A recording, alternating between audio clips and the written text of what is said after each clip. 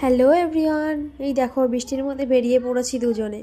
কি ভাবছো কোথায় যাচ্ছি? দাঁড়াও দাঁড়াও, ঠিক দেখতে পাবে। কোথায় আছে দেখতে হলে? এটা কি মন্দির? হ্যাঁ, যেতে যেতে এই মন্দিরটা দেখলাম। তার কাছে শোনা দেয়, সে কোনো উত্তরই দিল না। সে দেবেই বা কি করে? সে নিজেই জানে না এটা কিসের মন্দির। কি আর করা যাবে, চলো সামনের দিকে এগোতে থাকি গুটি গুটি পায়ে। যেই কারণে এই বৃষ্টির মধ্যে এত রাতে আমরা বেরোলাম।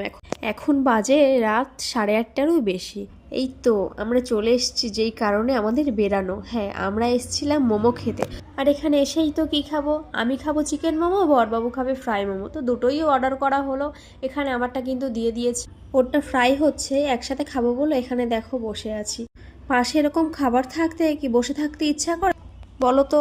পেছনেই ছিল গান্ধী পার্ক বাচ্চাদের খেলার জন্য, তাই বসে বসে ওটাকেই দেখছিলাম একটু টাইম পাস করার জন্য। এই দেখ কত সুন্দর লাগছে না? বিশেষ করে রাত্রিবেলাটা মনে হচ্ছে বেশি সুন্দর লাগছে।